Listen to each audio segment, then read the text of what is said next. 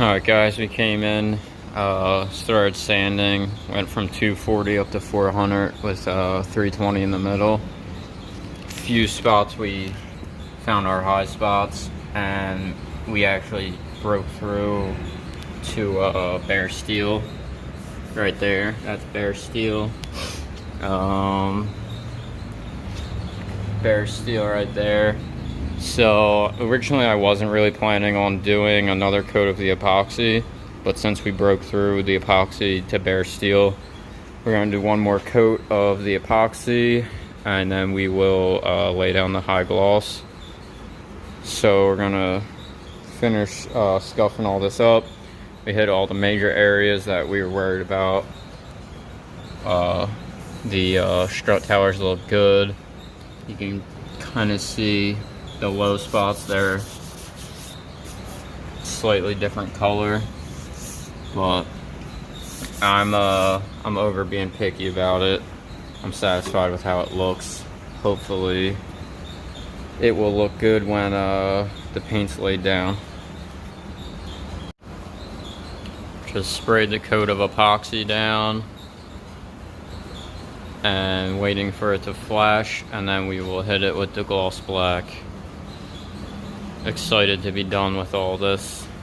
I'm already seeing some spots that I'm not the happiest with, but I just want it to be over. Alright, we got the gloss black down. We did about 2 coats. That's what it recommends, 2 medium coats. I actually ran out on this side. This frame rail didn't get hit a second time. It is what it is. I wasn't about to mix up another small batch of paint. I guess I could have, but I figured it wasn't the end of the world.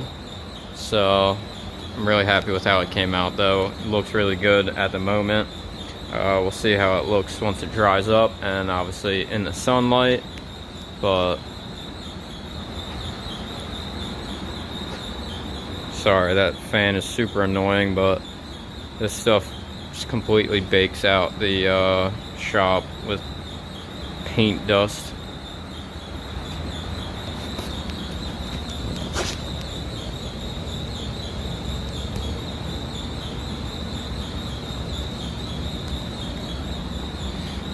I'm satisfied. Should look good with the engine in it and the whole grill and everything put together. I think it'll look real good.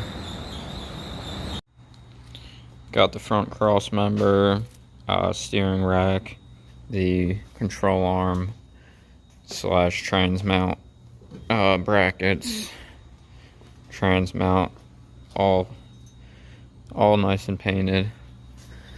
Happy with how they came out. Hopefully the coating stays on good. So today we're gonna start assembling some stuff, getting some brackets and stuff bolted on, like those suspension brackets. This one here, we'll bolt these up. I have to do one last thing to the cross member spacers that I had to make to get everything to sit correctly. I have to, oh no, don't knock over the Dunkin' Donuts. We have to cut some pipe and drop them in here and weld them and grind them down flush so that this can't crush with the bolts from the cross member. Basically have to create a crush collar, so it shouldn't be too bad. We have the pipe. We got as close as we could, and then once we weld it in, we're gonna have to ream the pipe out a little bit with a 7/16 drill bit, because it's like 7/16 is like 0.43 or 0.437, something like that. This pipe is only 0.43, so it's just a little bit small for the bolt that we have, but no problem. We'll make it work. Cut these little 1-inch pieces down, grinded down the edges, drilled the holes out to 1/2 inch, and then we just slid them in there. We're gonna weld them up. Be nice and careful not to get any weld on the inside. All grinded down smooth and drilled out to 7/16. So our bolt fits good now. Gotta go find the other spacer. It's on one of these toolboxes, or inside of them, or in the car. Gotta start cleaning up. Need to get some parts put on the car so I can find some more parts.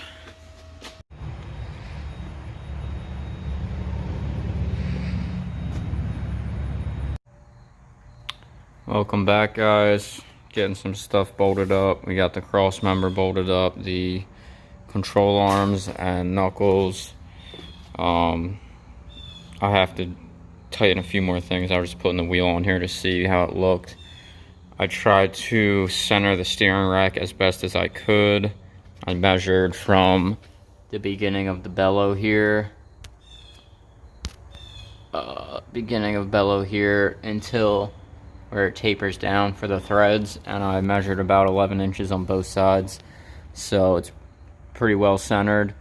I think I had it off center last time because I was having problems with getting the tires in adjustment. The WRX arm or tie rod end couldn't thread in anymore, and I was too scared to thread this one out any farther. But now, well, it actually looks decent right here, but I don't think the wheel is straight, but they're fairly straight at the moment where it is, so I think I'll be good with just 2 regular WRX arms, or tie rod ends I should say, and might have to shave them down just a hair, but I don't think so. So that's good news. I had some problems with the control arms. That bolt didn't want to go in all the way through. I think that's why it was reaming that backside of the cross member, because the control arm naturally wanted to go that way for whatever reason. And same thing with the rear control arm mounts. I had to pull them both in towards each other to get them to line up with the brackets. So I don't know what we messed up there. Everything seemed good when we had it all tacked up, but I guess since it wasn't fully welded, some flex was allowed for everything to line up. Now that it's all fully welded, it took away that flex, so hopefully it'll be okay. I plan on remaking these mounts later on eventually anyway. I just didn't really get to it at this point in time. What else? I got the spline size for both of these, and actually this is a 5/8 20 spline. That's 5/8 36 spline. I actually found a 5/8 36 spline rod on Amazon for 10 or 15 bucks. So I think what I'm gonna do is, I wasn't able to find a 36 to 20 adapter in 5/8. They make them in 3/4 but not 5/8. So what I'm gonna do is just get the 5/8 36 spline rod, and then get a 36 to 36 U-joint, so it all just bolt right up. We would just have to cut this rod and weld a new one on there, which is actually good because then we can get a better angle on this. Right now that rag joint is being stressed out the way it's all set up, so I think we can actually make everything better by doing that, hopefully. I want to get a new rag joint for that as well. Found some things saying that a Volkswagen Beetle steering joint is the same bolt spacing, because they don't make them for this car specifically anymore, so I think we'll go with that. I just put this fender on just to check out how it looks with the 17. The 16s were sitting pretty far in on the fender. These are nearly flush, maybe slightly in, depending on if it's, I think the tire was towed out a little bit right now, but got a few things to tighten up, so that's gonna change the way it's angled. But we're just messing with some stuff, getting everything put together that we can put together. the rear end. I had a problem with my Impreza. This rear link actually just completely snapped, so I had to take one from the Brat in order to put on my car for the daily driver. So now we're one link short. Checked in the parts hoard. We have these two links, which both have a lateral link bolt seized in them. I air hammered them from both directions and it's not budging at all. So the bushing's gonna have to be pressed out and replaced. And then I have these two arms that are from the STI before I put the aluminum arms on. These are the rear links, but I had upgraded these with the poly bushings before I replaced them. So, and then I swapped the bushings over, obviously, into the aluminum arms. Excuse me. So we don't have any bushings for that. So that leaves me with one arm is laying around here somewhere with no bolts seized in, right here. And then the only other option we have is to weld the link from my car back together, and I have a bushing to push into it. So I think that's what we're gonna do. This will only be temporary, but we just need to bolt everything up and get the thing back on the ground. So this is really our only option. So we're gonna clean this up and re-weld it, and hopefully try not to blow too much weld through where we won't be able to fit the bushing back in. But if we do, we can just hit it with the die grinder, but try not to have to do that.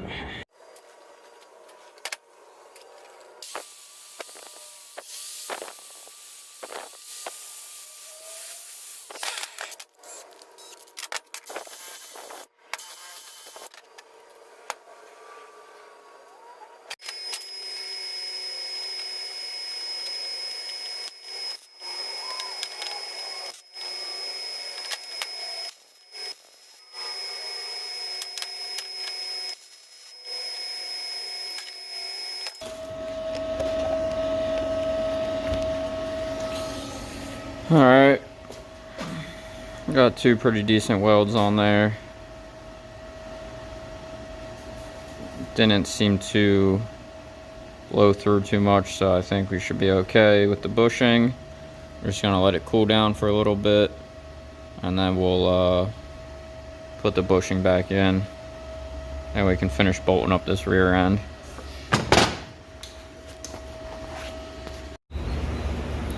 Got her back on her own feet. I just fixed that one link that had broken on my Impreza and found another one laying around. The whole rear suspension's bolted up. The front suspension as well is bolted up. We just have little stub axles for the time being until we put the trainee back in. It's debatable if you don't do that, if you'll mess up your wheel bearing, since the axle is basically what's clamping and holding the wheel bearing in place. So I just did that for safety for when we push it around. I ordered, not sure if I've already mentioned this, I ordered a steering shaft to convert this to 36 spline. Currently it's a 20 spline. They're both 5/8, but one is the WX side is 36, this is 20. So I bought a rod that is 5/8 by 36 spline. We're gonna cut and weld that on there, and then we bought a 5/8 36 spline on both sides U-joint, so we can match that all up and have a proper U-joint, not a cobbled together one. And I'd like to get the steering column angle pointed down a little bit to get it more in line with that hole, and then we're gonna put another sleeve over this one to extend it, and then we'll have a bushing there and it'll keep it all centered. Should be pretty good. So just waiting on those to get delivered. We're also waiting on 7/16 fine thread bolts, because these the head bolts need to be, well, they're a little long to begin with, and they need to be re-chased, threaded up farther. And since it's a head bolt, it's really hard steel. When I went to re-tap it with the 7/16 thread, it didn't really enjoy it too much, so we just figured might as well get new bolts. We got the washers and nuts already, just waiting on the bolts. I just made some seat brackets for the passenger side seat, because we never did that before.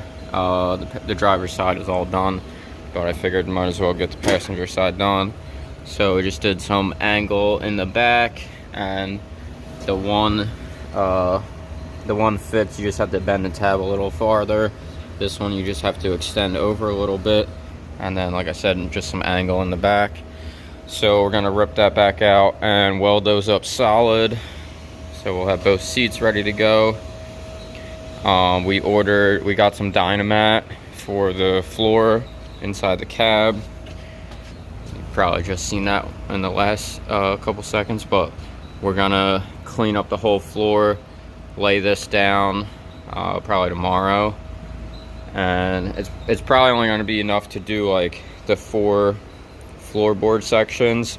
I should have ordered more to do this rear cab wall, because that'll really help with sound deadening as well. Right there, that's going to be a noisy area, I would assume. It's going to be a little weak due to the window, so we'll have to order more up eventually, but at least we'll be able to get the floor done, and then we'll be able to put the carpet in here. This is the WRX carpet. It's gray. Figured that'll be a little nicer than the old Brat carpet.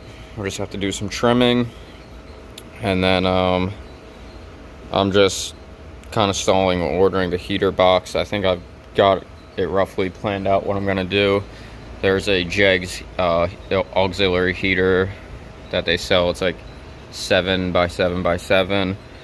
I think I can manage to squeeze that right up in the center here under the dash, and then I'll just have to do some ducting, and we're just gonna go to the factory WRX defrost ports, which are right there. So that shouldn't be too bad, I hope. And we just gotta find all the rubber grommets and plugs that we've laid around. I'm gonna have to find something to plug these up for the time being until we get the heater cores situated. Probably should have welded that bolt hole closed, because now there's gonna be a hole there. Might have to just caulk that possibly, but yeah, just the final finishing touches.